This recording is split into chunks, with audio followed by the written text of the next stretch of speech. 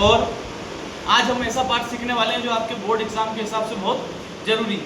अगर आपको कोई भी डर है तो बोर्ड एग्जाम में जो भी 5-5 मार्क्स के क्वेश्चंस आते हैं, है ना, मैंने बोला था पिछली वीडियो, इस बार 2 प्रश्न ऐसे लेके आया हूँ जो बहुत ज़्यादा इंपॉर्टेंट है। लेकिन एक चीज़ मुझे देखने को मिलती है कि आप उस प्रश्न को क्या करिए, सिर्फ वीडियो देख के चले जाते हैं, आप उसको नोट डाउन करिए, तो परीक्षा के हिसाब से बहुत ज़रूरी चीज़ है।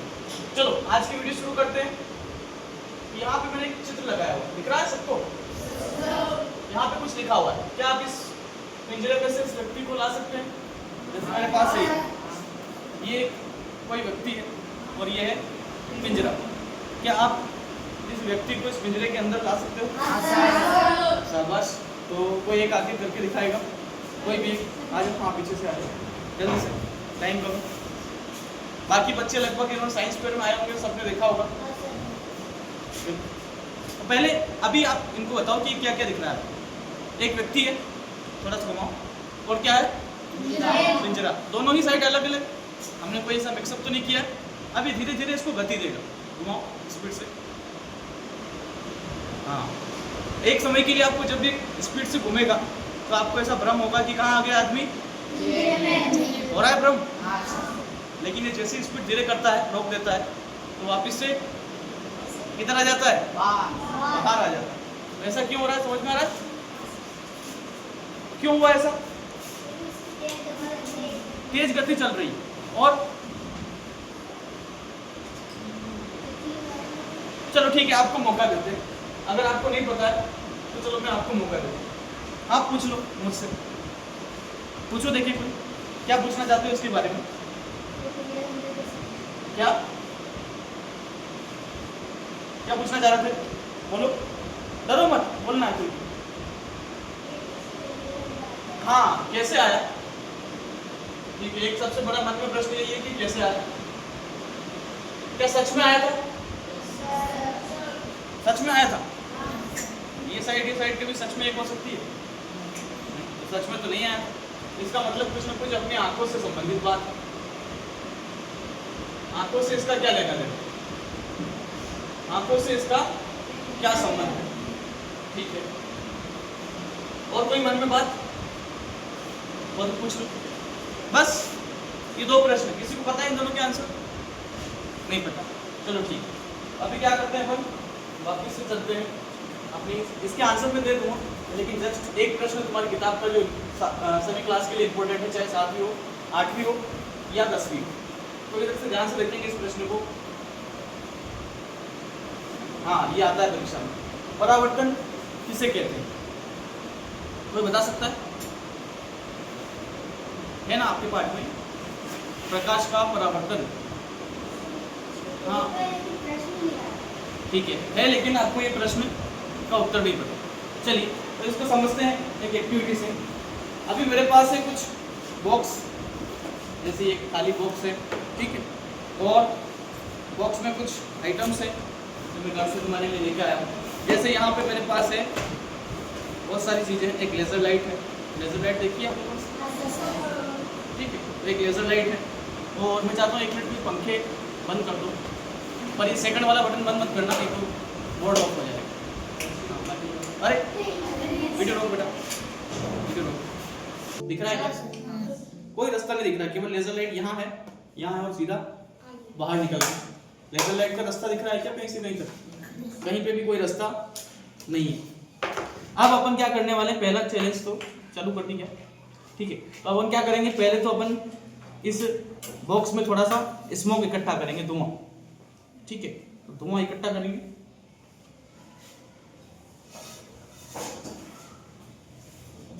ठीक है। और उसके बाद देखेंगे, आप पहले देख लिया आपने कि पहले किस तरीके से लेज़र लाइट आपको दिख रही थी और अब किस तरीके से दिखेगी, ठीक है। तो ये धुआं मैंने थोड़ा सा इसके अंदर इकट्ठा कर लिया। अब देखते हैं कि धुआं पर्याप्त हुआ है नहीं। तो आप देखेंगे अब की बार आपको पिछले के मुकाबले लेज़र लाइट का एक रास्ता बीच में देखने को मिल रहा है। दिख रहा है बीच में एक लाइट दिख रही है। यही क्या है, प्रकाश कैसे चलता है, एकदम सीधी रेखा। लेकिन अगर इसमें थोड़ा सा ट्विस्ट लाया जाए, यहाँ मैंने एक अंदर मिरर लगा दिया इस साइड, दर्पण। उस दर्पण पे जब इस लेजर लाइट को गिराता हूँ तो आपको दो लाइन दिखेगी, एक तो जाने वाली, एक टकराकर वापस। इसी को बोलते हैं अपन प्रकाश का परावर्तन। क्या बोलते हैं? तो समझ में आया? अब अपने दैनिक जीवन में कैसा देखते हैं अपन इसको? रोज की लाइफ में भी देखते हैं ऐसी चीजें, पर अपन ऐसे लाइन जाती हुई नहीं देखते हैं, अपन सीधा देखते हैं बड़े लोग। कैसे? कभी आप मोटरसाइकिल आसपास खड़ी होती है धूप के दिनों में, तो आप देखते होंगे कि वो मोटरसाइकिल से सूरज की रोशनी उस दर्पण से टकरा के, जो साइड मिरर होता है, आपके ऊपर आती है। आप बोलते हो चल को पड़ रही हो। क्या बोलते हो आप लोग? वो क्या है? प्रकाश का तो परावर्तन तो सब जगह, इस दीवार पे भी परावर्तन, क्योंकि जो रोशनी आ रही है वो टकरा के किधर जा रही है? वापिस। तभी तो कमरे में रोशनी है, तो परावर्तन तो सारी जगह। अब परीक्षा में आता है कि प्रकाश का परावर्तन क्या होता है, तो क्या लिखोगे? जब प्रकाश की किरण किसी भी सतह से टकराती है तो वापस उसी माध्यम में लौट जाती है। उसी माध्यम मतलब उसी दिशा। अब उसी माध्यम और उसी दिशा में थोड़ा सा फर्क है।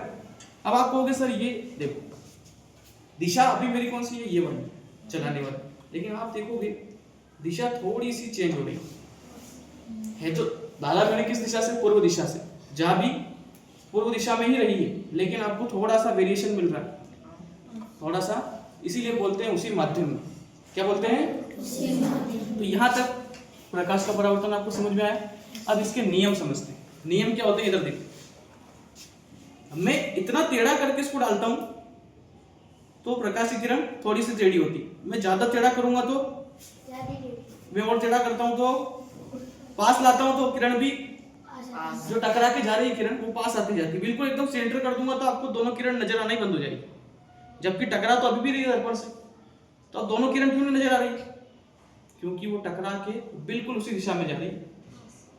तो इसी को बोलते हैं परावर्तन के नियम। अभी नियम क्या होते हैं? देखो, ये जो किरण जा रही है इस किरण को बोलते हैं आपतित किरण। क्या बोलते हैं? जो जाने वाली किरण है, टकराने वाली, और जो टकरा के वापस आ रही है वो परावर्तित किरण। कौन सी बच्चे? और बीच में अगर एक 90 डिग्री की अपन काल्पनिक रेखा खींचे बीच में एकदम सेंटर वाली, तो वो क्या होगी? अभिलंब। क्या होगा? तो तीनों चीजें समझ में आई। जाने वाली किरण कौन सी होगी? आपतित किरण। मैं यहाँ एक बार दिखा देता हूँ। मान लो ये कोई तुमने क्या लिया, कोई भी एक सतह ली, मान लो कांच ले, दर्पण ले लिया। दर्पण की एक साइड क्या होती है? कलर की होती है, देखा? एक साइड पॉलिश की होती है, एक साइड सिंपल। जैसे मैं दिखा देता हूँ, मान लो मेरे पास बहुत सारे सिंपल दर्पण रखे हैं। ये पीछे साइड सफेद कलर की कोटिंग है, इधर चिकनी सतह, इसी से तो दिखता है, इसमें आप लोग दिख रहे होंगे आप। तो ऐसे ही एक साइड पॉलिश कर दी। अब एक किरण यहाँ पे इस पे डाली जाएगी तो आप देखो कि ऊपर किरण जा रही है, दिख रही है ऊपर। तो ये क्या हो रहा है? एक किरण तो होगी जो आएगी, तो इसका नाम क्या रखें? आने वाली किरण। तो इसका नाम बुक्स में क्या मिलता है आपको? आपतित किरण। क्या मिलता है बच्चे? और जो टकरा के जाती है इसको क्या बोलते हैं? शाबाश, आप तो एक जल्दी से सीख रहे हो। परावर्तित किरण। ठीक है। और मैंने बोला था बीच में अगर एक 90 डिग्री मतलब एकदम सीधी काल्पनिक रेखा खींचे, ठीक है, एकदम सीधी, इसे क्या बोलेंगे? अभिलंब। क्या बोलते हैं इसको? अभिलंब। अब मुझे बताओ, इसका एक नियम इन्होंने बना दिया है कि आपतित किरण, परावर्तित किरण, अभिलंब, तीनों कहाँ हैं? तीनों का सेंटर पॉइंट कहाँ पे है? अलग अलग जगह है क्या? नहीं, एक ही जगह। कहाँ है?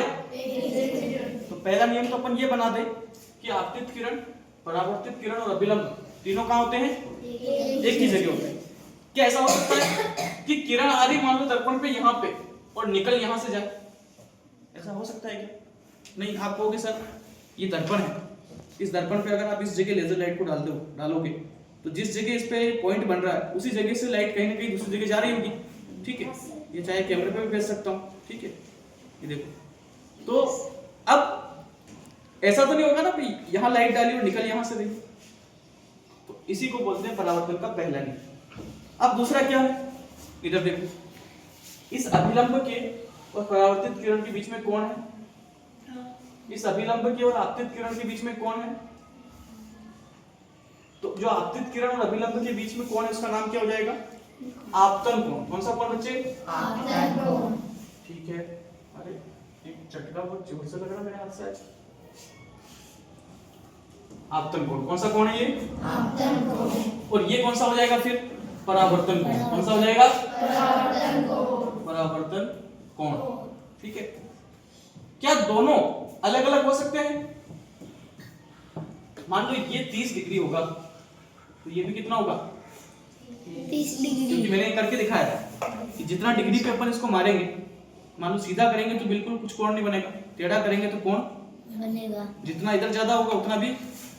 मान लो बिल्कुल यहाँ से डालूंगा तो टकरा के वो भी कितनी वाइड जाएगी। तो ये समझ में आया। तो दूसरा नियम क्या है? आपतन कोण बराबर परावर्तन कोण। ठीक है। तो यहाँ तक समझ में आया सभी को। इसके डेली लाइफ एग्जांपल्स क्या है? जो भी चलका पड़ता है, जो भी अपन चीजों को देख पा रहे हैं, टकरा के जितनी भी चीजें अपने पास आ रही है, रोशनी कमरे में आ रही है, सब जगह, वो सब किसकी वजह से है? परावर्तन की वजह से। दो नियम है। पहला नियम है, इस किरण का नाम बोलो। आपतित किरण। किसको बोलते हैं आपतित किरण? आने वाली। किस चीज पे आने वाली? किसी भी चिकनी सतह पे या दीवार पे, दर्पण पे, कहीं पे। दूसरी, टकरा के जाने वाली परावर्तित किरण। बीच में अभिलंब जो होता है, सेंटर एकदम अभिलंब बोलेंगे उसको। तीनों एक ही जगह होते हैं। ये पहला नियम हो गया। दूसरा, अभिलंब और आपतित किरण के बीच में कोण बनता है जिसको बोलते हैं आपतन कोण। और अभिलंब और परावर्तित किरण के बीच में कोण बनता है उसको परावर्तन कोण। दोनों का मान हमेशा बराबर। 30 नहीं, अगर ये 100 होगा तो ये भी 100, अगर ये 10 है तो 10। तो अपन क्या याद करें? आपतन कोण का मान हमेशा परावर्तन कोण के बराबर। तो ये नियम समझ में आया सभी को? ठीक है। अब वीडियो एक मिनट स्टॉप करना। प्रकाश किसी सतह से टकराता है तो वापस उसी माध्यम में लौट जाना। प्रकाश का परावर्तन करता है। ये दोनों नियम मैंने समझा दिए। आप घर पे लिख सकते हो, लिखे हैं। 2 मिनट वीडियो बटन दबाना, एग्जाम के हिसाब से बहुत जरूरी है। अब 2 तरह के परावर्तन होते हैं। कितने तरह के? 2। एक होता है विस्तृत परावर्तन और एक होता है नियमित परावर्तन। क्या आप दोनों के बारे में जानते हो? कोई भी जानता है विस्तृत परावर्तन, नियमित? चलो आपको समझाते हैं। अभी अपनों ने जो किया था सेम उसी को दोबारा करने की जरूरत है। फिर से क्या करना पड़ेगा अपनों को? इसमें थोड़ा सा, ताकि अपन दोनों ही किरणों को आसानी से क्या कर पाए? देख पाए। कौन कौन सी किरणें होती है? आपतित किरण और एक और परावर्तित किरण। ठीक है। इन दोनों ही किरणों को अपन क्या करेंगे भी थोड़ी देर बाद इसमें देखेंगे। और दोनों ही तरह के परावर्तन भी आप इसमें आसानी से देख पाओ। थोड़ा स्मोक इसके अंदर इकट्ठा होने देते हैं। धुआं, स्मोक मतलब जानते हैं सभी? थोड़ा सा ये बना चल जाए। चलो, तो मेरे ख्याल से भी हो रहा है, थोड़ा होने देते हैं। चलो, हो गया होगा। अब आप देखोगे यहाँ पे मैं जब लाइट डालता हूँ तो आपको बराबर 2 लाइन नजर आए, क्योंकि यहाँ पे क्या है? दर्पण। लेकिन इस तरफ मैंने क्या किया है? दर्पण के ऊपर एक चीज लगा दी, वो है एल्यूमिनियम फॉइल। क्या लगाया है? Aluminium foil. अब आप पूछ सकते हो सर क्यों लगी? अब देखो, मैं एल्यूमिनियम फॉइल पे जब डालता हूँ तब क्या होता है? क्या आपको दोनों रेखाएं नजर आ रही? नहीं। लेकिन आप कहोगे सर हमें कुछ और नजर आ रहा है। जहाँ पे एल्यूमिनियम फॉइल पे लेजर लाइट गिर रही है वहां पे क्या हो रहा है? क्या हो रहा है वहां पे? ऑब्जर्व करो। दिख रहा है? दिख रहा है? जबकि इधर क्या हो रहा है? 2 लाइन दिख रही है। थोड़ा सा इसमें धुआं क्योंकि जल्दी से बुझ गया, थोड़ा सा धुआं इसमें करने की और जरूरत। ये थोड़ा सा डिब्बा भी चल गया, चलो कोई बात नहीं। तो आपने देखा कि क्या हुआ था? एक बार जब मैंने मिरर पे गिराया और एक बार एल्यूमिनियम फॉइल पे, तो क्या क्या हुआ? कोई बताएगा आपने ऑब्जर्वेशन? चलो, ये मान लो मिरर था और ये था एल्यूमिनियम फॉइल। एल्यूमिनियम फॉइल की सतह कैसी थी? कुछ ऐसी। और ये कैसा था? एकदम चिकना। यहाँ पे जब लेजर लाइट गिर रही थी तो एकदम से सीधी की सीधी, लेकिन जब इस जगह पे गिर रही थी तो जैसे मान लो अगर जगह ऐसी है तो फिर क्या होगा? टकरा के रोशनी इधर भी जा सकती। रोशनी अगर यहाँ आ रही है तो टकरा के, अब परावर्तन तो हो रहा है, रोशनी टकरा के तो जा रही है, लेकिन ऐसी नहीं जा रही। कैसे जा रही है? टेढ़ी मेढ़ी। कैसे जा रही है? टेढ़ी। तो जब भी ऐसी खुरदरी सतह पे प्रकाश की किरणें आएगी और टकरा के जाएगी तो है, लेकिन क्योंकि सतह कैसी है, खुरदरी, ऊपर नीचे बेंडिंग, ऐसी सतह एकदम जिग, तो क्या होगा, थोड़ी कभी टेढ़ी जाएगी, कभी इधर चली जाएगी, कोई एक सीधी चली जाएगी। इस वजह से तुमने देखा एल्यूमिनियम फॉइल पे तुमको रोशनी आती हुई वापस से नहीं दिखी, आपको इसी के अंदर रोशनी फैली हुई दिखी थी, वीडियो में देख लेना वापस से, यहाँ पे दिखी। तो ये परावर्तन कौन सा होगा, विसरित। कौन सा होगा, विसरित। और ये नियमित। दोनों चीजें समझ में आई। अभी मान लो कोई दीवार पे अपन लाइट चलाते हैं, तो एकदम से देखना, ये लेजर लाइट मैंने वहां चलाई तो पीछे तो नहीं आने वाली, लेकिन जिस जगह टकराई है और पूरा अंधेरा कमरा कर दिया जाए, तो जिस जगह टकरा रही है उस टकराने के बाद उस जगह थोड़ा सा आपको उसके आसपास रोशनी उसकी फैलती हुई मिल जाएगी। तो ये कौन सा हो रहा है वहां पे, विसरित। जबकि अगर वहां दर्पण लगा दिया जाए और फिर रोशनी चलाई जाए तो क्या होगा, नियमित। ठीक है, एक कहानी सुनाता हूँ आपको इस पे आधारित, बड़ा मजा आएगा, अगर जाके आप सुनाना, या मुझे अगली बार जब आऊंगा तो सुनाना। तो एक बार की बात है, एक गांव में एक जादूगर आता है और जादूगर बोलता है कि मैं सभी को क्या करता हूँ, जादू दिखाऊंगा। तो 3 तुम्हारे जैसे दोस्त थे, गोलू, गुड़िया और सोनू। तो गोलू गुड़िया भाई बहन थे और सोनू उनका दोस्त था। सोनू घर से क्या किया, 10 रुपए लेके आया और जादू देखने के लिए चला गया। अब घर पे गोलू को लग रही थी भूख, तो गोलू ने कहा उसकी बहन को, तो पापा से पैसे मांग, मैं मांगूंगा तो मेरे को देंगे नहीं, तो छोटी है तो मांगेगी तो तेरे साथ साथ मेरे को भी दे देगी। गुड़िया को गुस्साया, गुड़िया गई, पापा से पैसे मांगे, दे दिए। गोलू को भी 10 रुपए मिल गए, गुड़िया को भी कितने मिल गए, 10। अब दोनों चीज खाने के हिसाब से चल पड़े। गोलू को बड़ी जोर की भूख लग रही थी। गोलू मतलब नाम से समझ में आ रहा है कितना भूखर होगा, कोई गोलू तो नहीं है यहाँ, नहीं तो बुरा मान जाएगा। चलो अब जा रहे थे, गोलू ने मन में प्लानिंग की कि मैं 2 रुपए का तो आम पाऊँ, 1 रुपए की कच्ची केली, ऐसे करके सोच के पूरी प्लानिंग से जा रहा है। रास्ते में सोनू मिल गया। सोनू बोला, ए जादू देखने चलोगे? तो बोले कि जादू देखने, तो हाँ एक जादूगर है, बहुत खतरनाक अच्छा जादू दिखाता है, तो जादू दिखाने के लिए चलो। जादू देखने गए तो गोलू का मन नहीं था जादू देखने का, गोलू का मन तो वही बस आम पापड़ में, वही कुरकुरे में, उसी में लगा हुआ था, चॉकलेट में।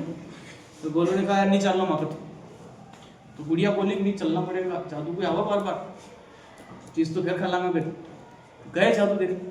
अब जादू देखने गए तो क्या हुआ, जैसे ही जादूगर ने सबसे पहला जादू दिखाया, उसके पास एक कबूतर था, उस कबूतर के पास उसके छड़ी थी जादूगर के पास। जादूगर ने बोला आबराकडाबरा गिली गिली, जैसे ही यहाँ छड़ी मारी तो एकदम से वहां से सच का कबूतर बाहर निकल के चला गया। सब ने जोरदार ताली बजाई और जो बाकी बच्चे थे सब खुश हो गए, क्या जादू है। लेकिन गोलू बड़ा गुस्से में बैठा था, उसको तो चीज मिली नहीं। गोलू ने कहा ये भी सिस्टम रहो सुई जी, मैं कबूतर ना पहले घुसा के रखते हैं, जैसे छड़ी मारते हैं वो निकल के भाग जाता है पिंजरे में से। उठा कर लोग गांव का घोड़ा हम जी को नहीं 10 रुपया देना तो जादू देखो ही जाओ। तो सोनू को बुरा लगा, यार मैं तो जादू दिखाने लगी और मेरे को और ऐसे कह रहे हैं। चलो अब क्या हुआ, अगला जादू दिखाया उसने। जादूगर ने अपनी छड़ी ली, बोला आबराकडाबरा गिली गिली छू, और ऐसे ऊपर किया, छड़ी एकदम से तलवार बन गई। सबने जोरदार ताली बजी। लेकिन गोलू फिर गुस्से में था, उसको तो बस वही चीजें दिख रही है हम पापा में। उसने कहा कि थाका रेखा गावड़ा वालों पे हम जी को नहीं, तो बटन रहा आजकल की चिड़िया में, मैं तो बहुत तलवार मर जाओ। सोनू को वापस बुरा लगा, हाँ यार सच में पैसे बर्बाद जा रहे यार उसने तो। अब मैं कैसे काम करूंगी, अगर मतलब कैसे काम करूंगा इनके सामने, ये तो मजाक उड़ाएगा रोज। अगला जादू दिखाया, जादूगर ने उसकी खुद की लड़की को बुलाया और सुलाया टेबल पे और छड़ी ली और बोलता है आबराकडाबरा, और वो जो तलवार थी उससे उसको एकदम से काट दी, 2 टुकड़े हुए। ये देख के सब शौक रह गए। इस बार तो गोलू भी देखने में लग गया, लेकिन जादूगर ने इतने बड़े कुछ पहना रहता साल जैसा, उसने ऐसे करके ठका, ऐसे करके वापस बोला आबराकडाबरा गिली गिली, और लड़की वापस जुड़ गई। इस बार सोनू पूरा हताश हो चुका था, तो सोनू ने केवल गोलू को बुरा लगे, मैं भी सोनू मतलब गोलू के साथ में हो जाऊं, तो सोनू ने झूठ मूठ का बोल दिया, ये जादू है कि ये मशीना लगी थी कि बगा चुड़गियों। लेकिन इस बार गोलू कैसे था? इस बार गोलू को आश्चर्य हुआ कैसे हो गया ये, क्योंकि गोलू ने देखा नहीं था पहले, वो सब ठीक थे, देख रखे थे उसने। तो सोनू ने बोला, सोनू थोड़ा तेज बोलता, सोनू ने बोल दिया। अब जादूगर ने सुन लिया और जादूगर ने अपनी लाल लाल आंखों से ऐसे देख लिया कि मेरी बुराई करता है। चलो फिर अगला जादू दिखाया। जादूगर ने क्या किया, अपनी लड़की को खड़ा किया और उसको एक पर्दे से ढका, पर्दे से ढक दिया। और पर्दे से ढकने के बाद एक बार और पर्दा उठाया, पर्दा उठाया तो सबको लड़की दिख रही थी। सबने कहा इसमें क्या जादू है? और सोनू चिल्ला के बोला जादू है कि पर्दा उठा क्यों गरीब। अब उसने वापस से एक बार और पर्दा नीचे किया और अगली बार जो बोला अबराकडाबरा गिलगिली छू, तो लड़की गायब। जगह भी कोई नहीं, टेबल इतनी सी जगह बस। सब बड़ा आश्चर्य से बोला कहां चली गई? कहां चली गई लड़की? तो उधर से सोनू बोला नीचे उतर गई होगी। अब नीचे कहां से उतरे? तो जादू को फिर बुरा लगा। जादूगर ने फिर अपनी लाल आंखों से देखा। अब जादू खत्म हो गया। जादूगर ने सभी का धन्यवाद किया और जैसे ही सोनू ने कहा मैं बाहर जाता हूँ थोड़ा सा, सोनू बाहर गया। जादूगर को गुस्सा था ही ना, जादूगर उसको पकड़ता और उठा के लेके चला जाता। और गोलू गुड़िया देखते हैं बोले मेरे दोस्त को ले जा रहे हैं, वो उसके पीछे पीछे जाते हैं। कुछ समय बाद जादूगर अपने आप गायब हो जाता है।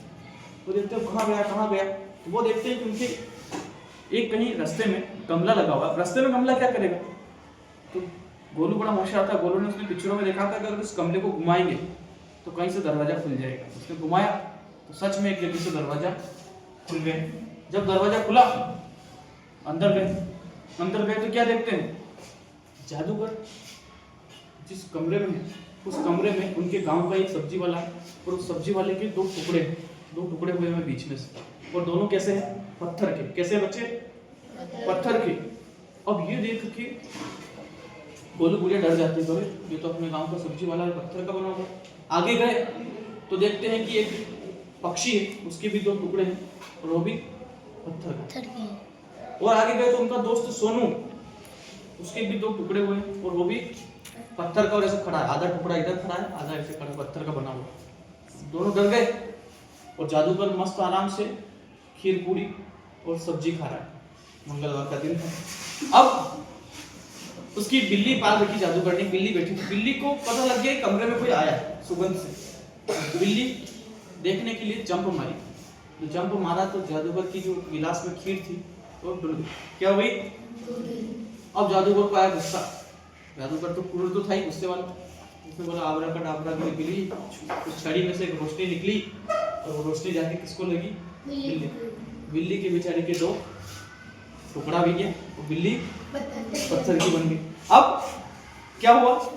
ये देख के बुढ़िया वहां खड़ी थी कोने में, बुढ़िया से कुछ सामान डर गया वो बिल्ली, कुछ सामान उसने गिरा दिया। अब जैसे ही सामान गिराया जादूगर को पता लग गया कौन है वहां, अभी मजा चक्का था।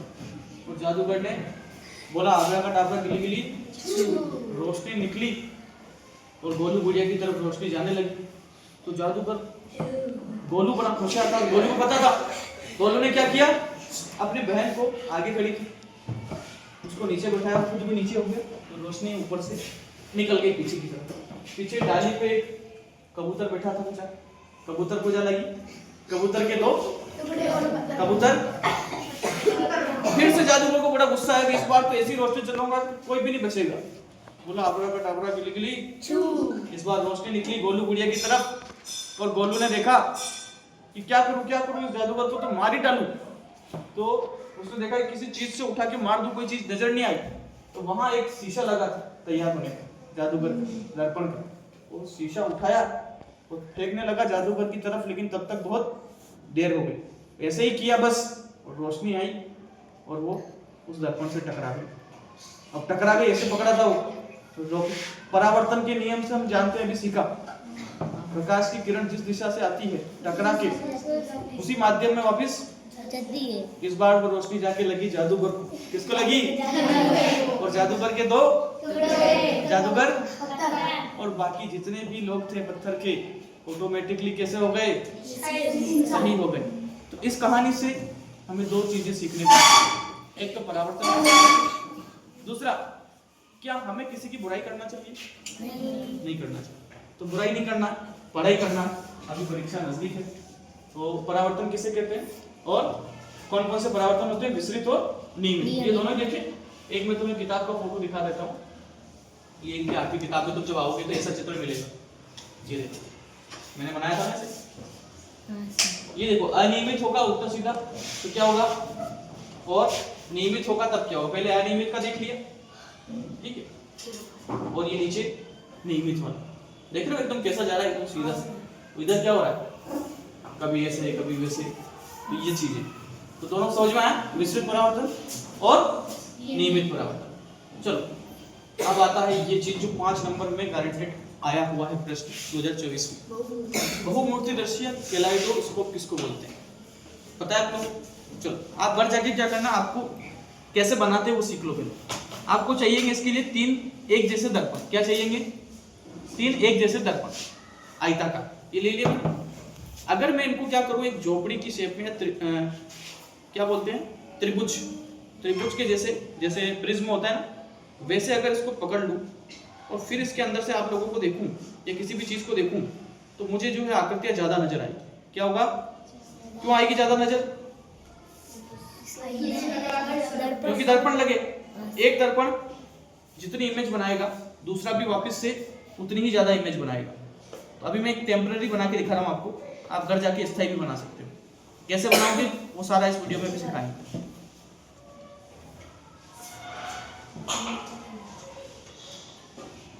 ठीक है, अभी देखो मैंने ऐसे पकड़ा है, ऊपर का छज्जा और नीचे इसको इस तरीके से बैलेंस करते हैं। अरे थोड़ा सा टाइम टेकिंग हो रहा है, कोई दिक्कत नहीं, हो जाएगा। ठीक है, अभी दिख रहा है। अभी इसके अंदर अगर कोई देखेगा, चाहे तो आप वीडियो में भी देख सकते हो, आपको बहुत सारी चीजें दिख रही है। ये एक उंगली जो है बहुत सारी दिख रही है। जब ऐसे ट्रायंगल शेप में अपन 3 दर्पण को लगाते हैं, 3 आयताकार दर्पण को, तो क्या होता है, बहुत सारे इमेज बनते हैं।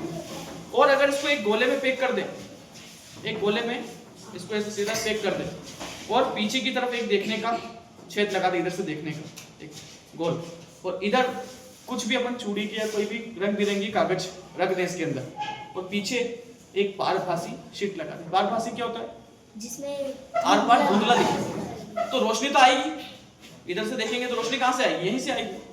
और अपनों को इसके अंदर जो है अलग अलग आकृतियां, अलग अलग पैटर्न जो है दिखाई देंगे। ठीक है, आप आराम से देख लेना। अब इधर देख लो, यहाँ पे जो नहीं देख पाए, इस तरीके से लगाना तीनों दर्पण को। एक बेलनाकार, बेलन की जैसी कोई पटाखे की कोई भी चीज की, जिसमें तीनों दर्पण आराम से ऐसे कैसे रखा जाए वो चीज लेना। एक ऐसी डिस्क लेनी है जो यहाँ पे चिपकानी है ताकि इसी छेद से अपन देख पाएंगे। पीछे की तरफ क्या करना है, एक कोई पारभासी, ये देखो ये चूड़ी जैसे रंग बिरंगे कागज दिख रहे हैं, ये डाल दिए हैं, अंदर गए और पीछे ये पारभासी शीट लगा दी। अब क्या होगा, अब जब आप इसके अंदर देखोगे तो बहुत सारे पैटर्न देखने को मिलेंगे। कितने सारे, बहुत सारे। ऐसा लगेगा कि ये 2-3 कागज नहीं है, पूरे अलग अलग ऐसे स्टार जैसा पैटर्न देखने को मिलेगा। ठीक है, तो इसको बोलते हैं कैलाइडोस्कोप। क्या बोलते हैं, कैलाइडोस्कोप। और हिंदी में नाम है इसका बहुमूर्तिदर्शी। किताब में इसको बनाने की प्रोसेस भी दी है। चाहे तो दर्पण बड़े भी ले सकते हैं, जैसे बोलते हैं 15 सेंटीमीटर स्केल जितना लंबा होना चाहिए और 4 सेंटीमीटर चौड़ा। कितना लेने, 3। इन्हें क्या करना पड़ेगा, प्रिज्म के जैसे, झोपड़ी के जैसे जोड़ना है। जोड़ दिए, फिर क्या करोगे, एक कागज के मोटे गट्टे की बेलना का रोल बना, उसके अंदर रख दिया, चिपका दिया। फिर क्या कर दिया, एक छेद बना दिया उसके एक साइड को, देखा था चित्र में वैसा। फिर क्या किया, नीचे एक प्लास्टिक की शीट चिपका दी, उस पर धरिया कर दी। फिर क्या किया, छोटे छोटे रंगीन टुकड़े डाल दिए इसमें, फिर चूड़ियों के टुकड़े भी डाल सकते थे, मैंने बोला था। फिर पीछे क्या किया, एक घिसे हुए कांच की प्लेट लगा दी। अब आप देखोगे तो आपको बहुत सारे पैटर्न इसमें फिर देखने को मिल जाए। तो इसका नाम है कैलाइडोस्कोप। और ये किस सिद्धांत पे काम करता है, बहुपरावर्तन के बच्चे। किस पे, बहुपरावर्तन। क्योंकि आप देखोगे एक बार रोशनी आती है टकरा के दूसरे दर्पण पे जाएगी, किस पे जाएगी, दूसरे से वापस नीचे वाले। तो ये प्रक्रम लगातार चलता रहेगा। इस वजह से हमें बहुत सारे चित्र देखने को मिलते हैं। इसका उपयोग कहाँ करते हैं अपन, तो ये जो डिजाइन बनाने वाले होते हैं वो करते हैं इसका उपयोग। आप अपने आसपास जितनी भी चीजें देखोगे उन सब में आपको एक डिजाइन देखने को मिलेगी। जैसे खिड़की की एक साइड अलग जैसा डिजाइन है, इस साइड भी। आप कोई ड्रेस पहना है तो ये डिजाइन ऐसी है, इधर भी ऐसी। आप कोई धारी वाली ड्रेस पहने तो उसकी डिजाइन देख लो, कमरे की डिजाइन देख लो, जो बीच में एक रेलिंग दी है तो आगे भी वैसे रेलिंग मिलेगी। सब जगह एक पैटर्न होता है। ये कहाँ से पता लगता है? ये कैलेडोस्कोप जैसी चीजों से ही अपन उसका अनुमान लगाते हैं। यहाँ तक कोई दिक्कत? एक आता है अपनी आंख का चित्र। क्या आता है बच्चे? ये पिछले साल आया था 2025 में, तो ध्यान से इसको समझिए। अब आंख देखिए, अब आपको सर आंख तो हमारी ऐसी होती है, अभी देखना इसमें कैसे बनाएंगे किताब पर ऐसी। हाँ, अब ये आंख तो ऐसी होती है, लेकिन आप कहोगे सर हमारी आंख तो ऐसी है नीचे वाली, ये क्यों बनाया? तो परीक्षा में अगर इसी आंख को अगर आप देखोगे सारे नाम कवर हो जाए और इसका अनुप्रस्थ काट देखोगे तो कुछ इस तरह से दिखेगी। इसमें क्या है, सबसे पहले आपको एक थोड़ा सा सी शेप जैसे बना देना। सी शेप बनाया, फिर इसको थोड़ा सा गोलाकार करके पीछे खींचना, नीचे से भी सेम इतना करना है। अब आप कहोगे सर ये क्या है? ये जो ट्यूब जैसी चल रही है सफेद सफेद पूरे में, तो इसको बोलते हैं, ये कहाँ है? ये वाली लाइन जो रही, ये देख रहा है सफेद वाला पार्ट जो अपनी आंख में होता है, सफेद वाला हिस्सा, इसको बोलते हैं कार्निया। क्या बोलते हैं? इसका एक और नाम होता है स्वच्छ मंडल। क्या नाम होता है? स्वच्छ मंडल। क्यों बोलते हैं? तुमने देखा होगा गाड़ी चला रहे, कुछ भी कर रहे हैं, खेल रहे कूद रहे, एकदम से आके कचरा गिर जाता है, तो इस स्वच्छ मंडल के आसपास वाला हिस्सा तो उसको अपन पकड़ के निकाल भी देते हैं, तो ये होता है कार्निया। ठीक है, अब दूसरा हिस्सा कौन सा दिख रहा है आपको? ये वाला कौन सा? अब किसी के तो आंखें बुरी, किसी की माजरी, किसी की काली होती है ऐसी। अब ये किस वजह से होती है? तो यहाँ पे तो ऐसा दिख रहा है, लेकिन अनुप्रस्थ काट में ऐसा दिख रहा है। ये देखो ब्लू ब्लू, ये ब्लू ब्लू क्या है? सीआईडी देखिए, इसमें तो तारिका मैडम होती है ना, ऐसे यहाँ परितारिका, उसको ध्यान रखना, परितारिका ध्यान रखना। ये क्या हो गया? परितारिका। अब दो चीजें तो मैंने बाहर से दिखा दी, सफेद सफेद रंग बिरंगा परितारिका। अब आप कहोगे सर मैंने एक बात देखी, चाहे बुरी आंखें वाला हो, चाहे काले, चाहे माजरी या कोई सी भी आंखें वाला, उसके बीच में सर सभी के काला होता है। कोई देखना, ध्यान से ऑब्जर्व करना, चाहे बुरी आंखें, माजरी, कोई सी भी आंख वाला, उन सबका बीच वाला पॉइंट सभी का काला, उसको क्या बोलते हैं? ये दिख रहा है, ये नहीं, लेंस नहीं, इसको बोलते हैं बच्चे पुतली। क्या बोलते हैं? गांधी जी की माँ का नाम सुना है? ये है पुतली। क्या है? पुतली।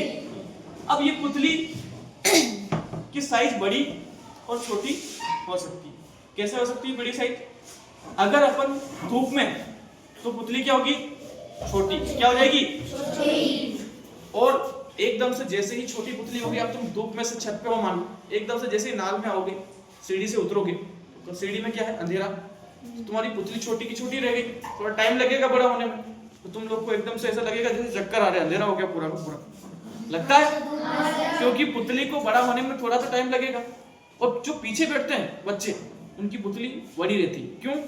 क्योंकि उनको पूरा ध्यान से देखना पड़ता है, दूरी ज्यादा हो जाती है तो ऐसे देखते हैं आंखें फाड़ फाड़ के, तो उनकी पुतली बड़ी, आगे वालों की पुतली थोड़ी सी छोटी रहती है। तो ये है, कुछ तीन नाम तो पता लग गए, कार्निया, परितारिका, पुतली। आप कहोगे सर बीच में मोटा मोटा क्या है? ये है अपना लेंस। क्या है ये? तो अपना लेंस जो होता है बीच में से मोटा वाला लेंस होता है, और बीच में से जो मोटा हो उस लेंस का नाम होता है बच्चे उत्तल लेंस। कौन सा लेंस? उत्तल लेंस। कोई पूछे अपनी आंख में कौन सा लेंस है? वो मतलब उभरा हुआ, तो उत्तल लेंस। अब ये पता लग गया। अब आप कहोगे सर आपने तो चार नाम बताए, चारों हमको इधर दिख गए। अब एक नाम और सुन लो, जिस जगह आंख में चित्र बनेगा, आंख के अंदर कहीं चित्र बन रहा होगा, बनता है ना आंख में चित्र, उस जगह को बोलते हैं रेटिना। क्या बोलते हैं? दिख रहा है रेटिना? यहाँ पे चित्र बनता है। और कैसा चित्र बनता है? उल्टा।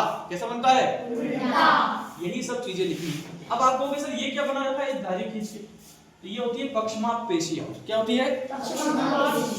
ये भी क्या करती है? लेंस को थोड़ा बड़ा छोटा करने में मदद करती है। और इसके अंदर एक द्रव भरा रहता है, ये वाला द्रव, उस द्रव को बोलते हैं कांचाप द्रव। क्या बोलते हैं? और ये जो पीछे ये जो तंत्रिकाएं निकली रहती है अपने ब्रेन से कनेक्ट रहती है, मस्तिष्क से। ये दिख रही है मूंछ जैसी। मेरे को शुरुआत में मैंने इसको देखा तो मैंने कहा ये चूहे जैसा क्या आ गया। मैं जब बनाता था इसको तो मेरे से क्या ये तो बन जाता था, जब इसको खींचता था तो ये बीच में ज्यादा बड़ा हो जाता। ठीक है, फिर इसको करता था। तो ये एग्जाम के हिसाब से इंपॉर्टेंट है, घर जाके इसको एक बार वापस से नोट डाउन कर ले। कोई नाम छूटा क्या? नहीं छूटा, सारे कवर हो गए। ठीक है, तो ये आंख के बारे में कोई पूछे कैसे काम करती है तो लिख दोगे अब तो। कोई कार्निया स्वच्छ मंडल होता है, कोई भी चीज़ बाहर की है यहाँ होती है। परितरिका का कलर अलग अलग हो सकता है। पक्षमाप पेशियाँ क्या करती है, इस लेंस को छोटा बड़ा करने में मदद करती है। पुतली की साइज प्रकाश पर निर्भर करती है, ज़्यादा प्रकाश होगा तो पुतली अपने आप, और कम प्रकाश होगा तो पुतली कोशिश करेगी बड़ा हो जाए। यहाँ पे दो चीजें होती है, एक होता है शंकु और एक होता है शलाका। कहाँ पे? रेटिना के पास। ठीक है, ये बड़ी कक्षाओं में सीखोगे शंकु और शलाका क्या होता है। अभी इतना काफी, चलो आगे। अब आते हैं अपन ध्वनि वाले चैप्टर। यहाँ तक कोई परेशानी आई? चलो ठीक है।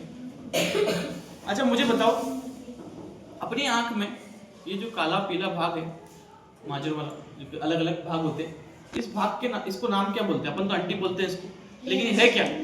लेंस तो नहीं है, लेंस तो पीछे होता है ना, बताया। इसका नाम क्या है? CID वाला नाम है इसका, परितरिका। ठीक है, तो ऐसा थोड़ा ध्यान लगाते रहो। अब मेरे पास है एक और चीज, इस पार्ट में से यही आना है। ठीक है, मैंने थोड़ा सा लगभग 15 मिनट ले लिए होंगे या 20 मिनट ले लिए होंगे इस पार्ट में, और 3 प्रश्न तुमको कराए हैं। तीनों ही इंपॉर्टेंट है, तीनों में से कोई भी प्रश्न तुम्हारी परीक्षा में टपक जाएगा। ठीक है, टपक जाएगा मतलब आ जाएगा। ठीक है, चलो अब करते हैं थोड़ा सा और कुछ चैलेंजिंग चीज जो तुम्हारे पसंद की हो सकती है, लेकिन ऐसा लग रहा है मुझे करा रहे हैं।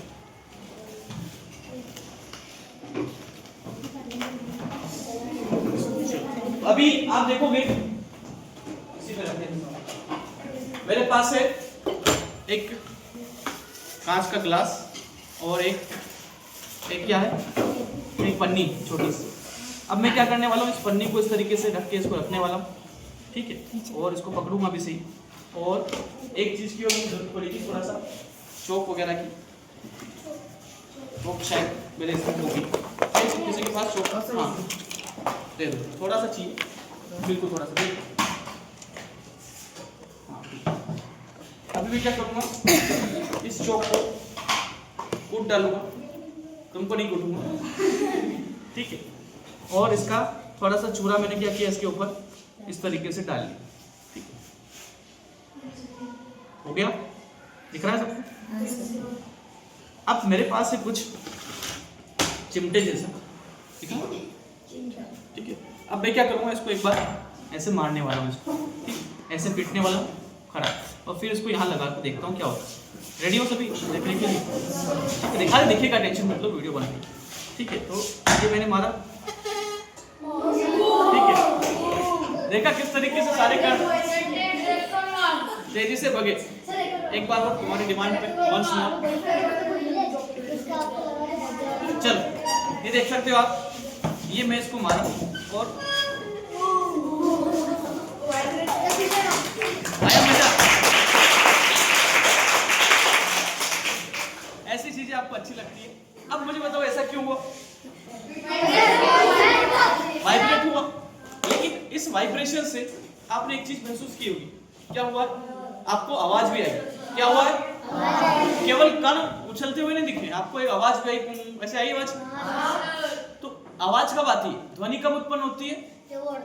जब कोई भी चीज वाइब्रेट करती है। तो परीक्षा में पूछा जाता है अगर ध्वनि किसे कहते हैं, या अपन समझते हैं ध्वनि किसे बोलते हैं, तो क्या समझेंगे? जब भी कोई चीज कंपन करती है तो क्या उत्पन्न होता है? ध्वनि। अब क्या ये चीज बड़े बड़े ध्वनि कर सकते हैं? नहीं सर, इसको कुछ ना कुछ अपनों को ताकत लगाना पड़ेगी, ऊर्जा देनी पड़ेगी। तो ध्वनि ऊर्जा का एक रूप है। क्या बोला मैंने बेटा? क्या बोला मैंने? ध्वनि ऊर्जा का एक रूप है जो वस्तुओं के कंपन करने से उत्पन्न होता है। अब आप कहोगे सर हमारे पास तो ये नहीं है, लेकिन मैं आपको इसका फील दे सकता हूँ। कैसे? अगर मैं इसको ऐसे मार के अगर कान के पास ले जाऊं तो बड़ा जोरदार, आपको तो कुछ महसूस नहीं हो रहा, लेकिन मुझे हो रहा है एकदम से जैसे घंटी बजती है ना वैसा। अब आपको सर हमारे पास तो घर पे है ही नहीं, हम कैसे करें? तो आपके पास देखा होगा आपने ऐसे छोटे मोटे घर पे चिमटी वगैरह मिल जाती है। ठीक है, तो आप इससे भी ट्राई करके देख सकते हो। आप इसको मारोगे और कान के पास सुनोगे तब भी आपको उस तरह से थोड़ी छोटी, इसमें थोड़ा छोटा है लेकिन आवाज मिलेगी। इसको क्या बोलते हैं ये मैं बताऊंगा, लेकिन एक चीज मिसिंग हो रही है। क्या? शुरू वाले तुम्हारे प्रश्न जो तुमने पूछे नहीं थे मुझसे, पूछे तो थे लेकिन मैंने लिखे नहीं थे। यहाँ पे आप देखोगे ये मैंने सेव भी किया था, अगर मिटे नहीं होंगे तो मिट गया shadow। हाँ सर। तुमने पूछा था ना एक तो कि ये रहा, कैसे आया, आंखों से क्या संबंध है इसका, तो बताते। जब अपन उसको से घुमा रहे थे तो क्या हो रहा था, अपनी आंख में किस जगह चित्र बनता है, रेटिना। कहाँ बनता है? और रेटिना पे जो चित्र बनने की क्षमता है बच्चे, वो कितनी होती है? 1 सेकंड के 16वें भाग तक वो चित्र बना रहता है। 1 सेकंड देखा है घड़ी में? मान लो आपने किसी भी चीज को देखा तो 1 सेकंड के 1 सेकंड का 16वां हिस्सा भाग कर दो इतना तेज, तब तक तो आंख में रेटिना पे वो चित्र बना रहेगा। लेकिन क्या होगा अगर 1 सेकंड के 16वें हिस्से के अंदर एक से ज्यादा चित्र अपनी आंख पे बनने लग जाए, तब क्या होगा, अपने को ये भ्रम होने लगेगा कि दोनों ही चित्र, क्योंकि एक तो अभी मिटा ही नहीं है, वहां से दूसरा लाके रख दिया उसके सामने। ऐसा तुमको ये करने की जरूरत नहीं है, तुम पंखे को देख लो, अभी 3 पंखुड़ियां हैं तो आराम से रेटिना पे 3 दिख रही है। जैसे ही स्विच ऑन करोगे तेजी से पंखा घूमेगा, आप गिनना, कभी कहोगे 5, कभी कहोगे 7, कभी कहोगे नरी है। तो ये क्यों हो रहा है? क्योंकि आपको एक भ्रम हो रहा है कि रेटिना पे ये सारी की सारी चीजें बन रही है, ठीक? तो इस वजह से तो ये दोनों समझ में आए, आंखों से क्या संबंध है, रेटिना पे बनता है और कैसे बनता है, 1 सेकंड के 16वें भाग तक ही बनता है। अगर इससे ज्यादा तेज इसको घुमाते हैं तो दोनों ही चीजें एक साथ बनती है। साइकिल का पहिया घुमाते हैं तब भी ताड़ियां सब एक साथ दिखने लगती, ये सारी चीजें। अभी तुम्हारा प्रश्न, ध्वनि समझ में आया? साउंड किसे बोलते हैं? अब आपको मैं एक चैलेंज देता हूँ, घर जाके करना, तरीका मैं बता देता हूँ। आपको क्या करना है, एक स्ट्रो पाइप चाहिएगी और एक कैंची। इस कैंची से आपको इस तरह से मगरमच्छ है ना, एक बार इधर से कट करना और एक बार थोड़ा सा, फिर इसका मुंह कैसा हो जाएगा, एकदम चोंच जैसा। कैसा हो जाएगा? बस उसको पकड़ के आपको होठ से दबा लेना है, दांत से, और फिर फूंक मारना। जब आप फूंक मारोगे तो ये हो गया आपका स्ट्रो का बाजा तैयार। लेकिन फूंक ऐसे नहीं मारना, पता लगा वो चोंच है, चोंच के दूर से मार रहे हैं शर्म करके, कोई नहीं बजेगा। कब बजेगा? जब आप इसको मुंह से होल्ड करके उस चोंच वाले भाग को मुंह से दांत से दबा लिया, फिर तेजी से अगर फूंक मारोगे बजेगी, ठीक है? बाकी कोई टेंशन नहीं। अब ध्वनि प्रदूषण किसको बोलते हैं? जब आप उस बाजे को लगातार बजाए जाओ, एक बार बज गया, 2 बार, 3 बार, 4 बार, लेकिन लगातार बजाए जा रहे हो, मम्मी कोई भजन कर रही है, कुछ कर रही है, तुम जो बजाए जा रहे हो। क्योंकि मैंने एक बार अपने 9th क्लास में यहाँ पे बना के दिखाया बच्चों को, और मैं तो चला गया पढ़ा, अब उन सबको दे भी दिए, सर हमको तो बना के दे भी दिए। अब वो क्या करते हैं, बजाते हैं। कुछ तो रास्ते में घर छुट्टी हो रहे हैं, छुट्टी हो गई, घर पे चले गए, लेकिन रास्ते में जाते जाते भी जेब से निकाला जर्सी से, बजा के ऑफिस रख दी। उनको तो मजा आ रहा था, स्ट्रो का बाजा बन गया अपना छोटा सा, इतने से बड़े स्ट्रो से एक बाजा बन गया, कुछ नहीं लगा। जूस पीने जाओगे अभी रोज, वहां से जूस वाले के यहाँ से उठा के लाओगे, घर आए कैंची से काटा, चलते चलते रास्ते में कहीं सब्जी लेने जा रहे तो भी, तो ये मजा अलग ही होता है। क्योंकि और ये बचता क्यों है? क्योंकि वो दोनों भाग क्या करते हैं, हवा जोरदार प्रेशर देने से कंपन करते हैं। क्या करते हैं? कंपन, इस वजह से आवाज निकलती है। अब आप देखोगे ध्वनि प्रदूषण किसे बोलते हैं, तो आप पाओगे जब वातावरण में क्या होता है, हाँ पढ़ो,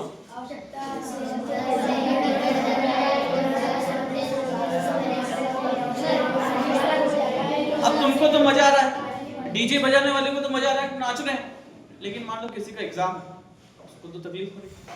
तो ध्वनि प्रदूषण क्या होता है, जब वातावरण में ध्वनि का स्तर आवश्यकता से बहुत ज्यादा हो जाता है, तो हमारे स्वास्थ्य और पर्यावरण के लिए वो सही नहीं है। इसलिए अपन क्या बोलते हैं, ध्वनि प्रदूषण।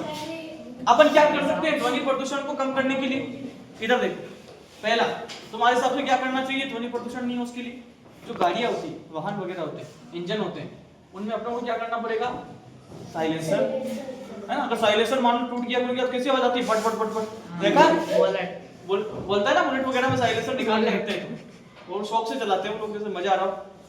कारखानों और शोर करने वाले कार्यों को घरों से पता लगा, ऐसी जगह कोई मशीन या फैक्ट्री लगा दी जहां अपने आसपास कॉलोनी और रोज आए दिन आवाज आ रही है, कुछ भी बाजे वाजे बजा रहे हैं, वो कुछ भी कर रहे हैं, उनका काम कर रहे हैं, तो ये पढ़ाई हो पाएगी क्या? फिर नहीं। तो एक तो ये भी नहीं करना चाहिए। और क्या कर सकते हैं? हाँ, ये तुम में से कुछ बच्चे जब गाड़ी चलाएंगे तो फोकस ही, कभी गलियों में निकल रहे हैं, कुछ कर रहे हैं, तो कोई सामने कोई गली में कोई है नहीं, कोई आदमी नहीं, लेकिन जानबूझ के बजाते जा रहे हैं, अपनी धुन में कट निकाल रही बजाते जा रहे हैं। ये सब चीजें नहीं करना है। और संगीत की आवाज धीमी रखनी चाहिए। पता लगा टीवी की आवाज फुल कर दी, उधर से मम्मी पापा आवाज लगा रहे हैं, बेटा इधर आ, ये कर दे, तुम टीवी की तरफ मुंह करके बैठे हो, 3 बार 4 बार मम्मी आवाज लगाई, फिर कहेगी हुन नहीं रहो, फिर कहोगे कभी आवाज लगी मैंने, एक बार ही तो लगाई। चल तो मजा आ रहा है आप लोगों को जब मैं आड़ी भाषा बोलता हूँ। घरों और सड़कों के आसपास पेड़ लगाना चाहिए, ये मुझे समझ में नहीं आता है, कोई समझाएगा? पेड़ लगाने से आवाज कैसे कम होती है बताओ? हवा आती है, शाबाश। देखो पेड़ लगाने से क्या होगा, जब अपन आवाज बोलते हैं ना तो आप तक आवाज कैसे पहुंच रही है, ये हवा के कण टकराते हुए जाते हैं। अगर पेड़ नहीं होंगे तो हवा का ऑक्सीजन का स्तर भी कम हो जाएगा। इस वजह से क्या बोलते हैं, पेड़ लगाना चाहिए आसपास। तो देखा होगा हाईवे के आसपास भी बीच बीच में पेड़ लगा के रखते हैं। तो ये इंपॉर्टेंट प्रश्न है। अगला ये मैंने बोला था कि आप स्ट्रो पाइप से बाजा बना सकते हैं, तो ये बना के दिखाना। क्या चाहिए, स्ट्रो पाइप और कैंची, बस, और मगरमच्छ जैसा काटा और मुंह से दबा के फूंक मारना है जोर से, हो जाएगा। हाँ अब कान का चित्र पूछ लेते हैं आखिर वालों के लिए। कौन सा? कान का। तो कुछ सिंपल सा एक चित्र है, आसपास वाले किसी का भी कान देख के बना देना, ठीक है? ये कान की पपड़ी बनाती, धीरे चित्र बना दोगे तुम, कोई टेंशन वाली बात नहीं। ये पपड़ी बनाई, ये आउटर है, भाई कान क्या बोलते हैं इसको? बीच वाला एक नली है, नली वाला हिस्सा क्या होता है? मतलब मध्य कान, मध्य कर्ण। और ये जो इस तरह से दिख रहा है राउंड फॉर्म में जलेबी जैसा, ये क्या है? इनर ईयर, मतलब आंतरिक कर्ण। अब ये जो मैंने करके दिखाया, वो जो पन्नी पे वो कण नाच रहे थे, तो वो पन्नी किस तरह का काम कर रही थी अपने, ये दिख रहा है ईयर ड्रम, ये दिख रहा है पर्दा, वो पन्नी एक तरह से पर्दे का काम कर रही थी। कान का जो पर्दा है ना, जैसे वो कण, उसको जैसे ही मैं इसको ले गया वो कण कूद रहे थे, वैसे ही अपने एयर ड्रम होता है, कर्णपटल, वहां पे जो भी अपन बोलते हैं तो देखा वो कान में से चिल्ला दे एकदम से कुछ अजीब लगता है। तो ये कहाँ पे गड़बड़ होती है? एयर ड्रम में। कहाँ होती है? कर्णपटल। क्या बोलते हैं इसको? इसको क्या बोलते हैं? पिन्ना। क्या बोलते हैं? ये पिन्ना हो गया। ये बीच में जो लाइन है इसको बोलते हैं एयर कैनाल। एयर कैनाल क्या बोलते हैं? चलो बाकी तुमको पता है। ये जो नर्व्स होती है ये ब्रेन में, जैसे आंख में भी बेटा, जो आंख में प्रकाशीय तंत्रिका होती है वो भी मस्तिष्क में जाती है, जो कान में है वो भी कहाँ तक जा रही है? मस्तिष्क तक। ठीक है, तो ये कान का चित्र इंपॉर्टेंट है। कैसे काम करता है? तो ये कैसा दिखता है? कीप जैसा। कैसा दिखता है? कीप जैसा। कीप देखा है अपन, कुछ भी पेट्रोल वगैरह डालते हैं गाड़ियों में तो कीप लगाते हैं, ट्रैक्टर वगैरह में डालते हैं तो कीप लगाते हैं, तो ये कीप जैसा दिखता है, तो इसको बोलते हैं पिन्ना। एक नली होती है आगे से, इसको बोलते हैं एयर कैनाल। क्या बोलते हैं? Air canal. और ये आगे जाके एक ऐसा स्ट्रक्चर होता है, इसको बोलते हैं एयर ड्रम। और ये बाकी का क्या हिस्सा है? तंत्रिका, जो कहाँ जा रही है? सीधा ब्रेन में। ऑडिटरी नर्व बोलते हैं इनको। तो ये बस अपने ब्रेन के बारे में, ज्यादा कठिन नहीं, 3 नाम लिखना, बाह्य कर्ण, मध्य कर्ण, आंतरिक कर्ण, पिन्ना, एयर कैनाल और एयर ड्रम। एयर ड्रम मतलब कर्ण पटल। चलो अब आता है ध्वनि प्रदूषण का, लिखा ही दिया मैंने। अब एक और है वो दिखाता हूं, ये आ गया। अब आपको वैसे हमारे पास तो स्ट्रो पाइप भी नहीं, हमसे बजा भी नहीं, तो एक और तरीका है आवाज निकालने का और महसूस करने का कंपन को। ये यहाँ दिया मानव वाक्य यंत्र। वाक्य यंत्र मतलब हम देखा गले पे कैसा ये थोड़ा टूटी जैसा निकल जाता है लोगों को बड़ा होने का, दिखा ये वाला हिस्सा क्या होता है? वाक्य यंत्र। क्या कहलाता है? ये किसके ऊपर होता है? श्वास नली, सांस की नली में, इसी के ऊपर रखा रहता है और इसी के पास भोजन की नली भी। तो यहाँ पे ये वाक्य यंत्र होता है। क्या काम करता है? जो मैं बोल रहा हूँ आप भी बोलोगे, वो सारी की सारी आवाज कहाँ से निकल रही? इस स्वर यंत्र से। कहाँ से निकल रही? इसको लेरिंग्स बोलते हैं इंग्लिश में। क्या बोलते हैं? लेरिंग्स। क्या बोलते हैं भाई? लेरिंग्स। अब इधर आ जाओ, ये कुछ ऐसा दिखता है, ये तो मैंने बताया हाथ लगा के, ये कुछ ऐसा दिखता है, लगभग डब्ल्यू आकार जैसा दिख रहा है ना, थोड़ा सा यू आकार मान लो। और अब ये देखो, ये दोनों जो स्ट्रक्चर, इन्हीं में से आवाज निकलती है। ये दिख रहा है सब, ये वी जैसा, इसी में से आवाज निकलती है। होता क्या है, जब अपन सांस लेते हैं, कुछ भी बोलते हैं, हवा यहाँ से जाती है, प्रेशर से जाती है, तो ये दोनों क्या होते हैं? फिर वाइब्रेट होते हैं, ये पास आते हैं, दूर जाते हैं, पास आते हैं, तो इस वजह से इसमें आवाज होती है। क्या ये हड्डी होती है सर? नहीं, ये हड्डी नहीं होती। ये क्या होता है? उपास्थि। उपास्थि मतलब हड्डी का ही एक छोटा रूप। अभी ये समझ लो, हड्डी का ही एक छोटा रूप। जैसे जो लोग मटन चिकन खाते हैं, हम लोगों को अच्छे समझ में आएगा, बाकी तो उनको भी समझ में आ गया, हड्डी नहीं है, उपास्थि है। ये क्या होता है, थोड़ी सी सॉफ्ट होती है, जैसे नाक की दिख रही, ये देखो कितना हिल जाती है आराम से, दिख रही है हड्डी, ये भी उपास्थि है वैसे। चलो सर्दी हो रही है, मत करना। चलो तो ये वाक्य यंत्र है, परीक्षा में इंपॉर्टेंट है, आता है 2 साल से आ रहा है, ध्यान रखना थोड़ा सा। बना लोगे ऐसा चित्र, कोई नाम नहीं कुछ नहीं, बस बनाना है यू जैसा, आराम से छज्जा वज्जा बना के मस्त। ये नहीं बनाओ कोई दिक्कत नहीं, ये जरूर बनाना। इधर कैसे काम करता है ये ध्वनि उत्पन्न करने की प्रक्रिया के लिए कुछ स्टेप्स होते हैं। मैंने बोला था किधर होता है, श्वास नली के ऊपर 2 होते हैं। कितने होते हैं ये? 2 स्वर रज्जु होते हैं। देखा था 2 कैसे होता है, एक ही है स्वर यंत्र, थोड़ा ये तो वाक्य यंत्र तो, लेकिन देखोगे आप ये 2 दिख रहे हैं, ठीक है। तो 2 स्वर रज्जु होते हैं। ये क्या करते हैं, जब हवा इसमें से जाती है तो आप देखोगे कहाँ लिखा, इस प्रकार तने होते हैं कि इनके बीच की वायु निकालने के लिए एक संकीर्ण झिर्री होती है। जब हम बोलते हैं तो फेफड़ों की हवा ताकत से बाहर निकलती है और हवा के दबाव से ये स्वर रज्जु क्या होते हैं, कंपित होते हैं। और जब कोई चीज कंपन करती है तो उन्होंने सीखा क्या करती है, वो ध्वनि उत्पन्न होती है। आवाज कहां से निकलती है, स्वर रज्जु से जुड़ी हुई मांसपेशियों से। अगर तन जाए या ढीली हो जाए तब रज्जु तने हुए दिखेंगे, बाकी पतले दिखेंगे। तो ये था, क्या काम है इसके, ध्वनि का उत्पादन करना। और क्या काम है, सांस लेते हैं तब भी ये मदद करता है। इसके ऊपर एक ढक्कन होता है, वो ढक्कन क्या करता है, जब अपन खाना वाना खाते हैं तो लगा हुआ रहता है। अगर नहीं खाएंगे, मतलब नहीं लगा हुआ रहेगा तो क्या होगा, फेफड़ों की नली में चला जाएगा, इसलिए वहां पे भी एक ढक्कन होता है। ये आगे एपिग्लोटिस नाम होता है। क्या नाम होता है, देखो भोजन निकलते समय श्वास नली के द्वार को बंद करना है। ये था स्वर यंत्र के बारे में, आराम से वीडियो रोक के आप लिख सकते हो।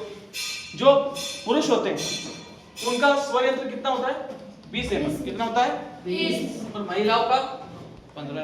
आप कहोगे ऐसा क्यों, हर एक चीज महिलाओं में लगभग आप देखोगे औसतन कम ही मापी जाती है, चाहे ब्रेन का वजन हो चाहे कोई भी चीज हो। लेकिन इसको ये मत समझना कि ब्रेन का वजन कम है तो दिमाग ही कम है, ऐसा कोई नहीं। यह स्वर यंत्र कम है तो देखा नहीं कितने चिल्ला के बोलती है, लेकिन इधर आदमी बोलता है तो एकदम अलग ही बोलता है। तो ये थे आज के 5-6 प्रश्न।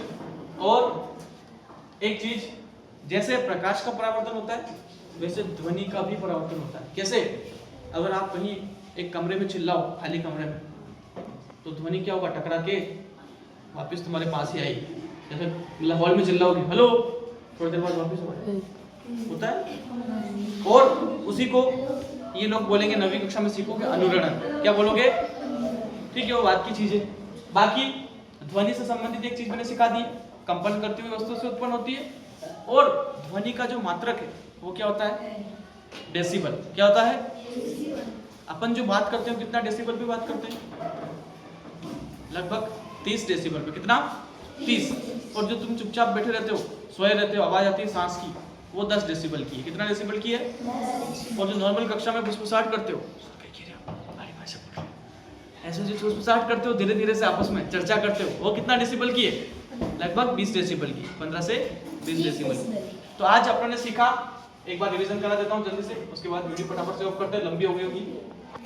तो ये घर जाके आप कर लोगे। अब तो एक ऐसा पिंजरा बना लोगे, ठीक है, हाथ से बना सकते हो, मैंने भी हाथ से बना हुआ, ठीक है।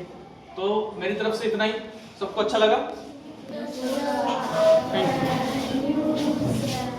4 में बज गई लगती है।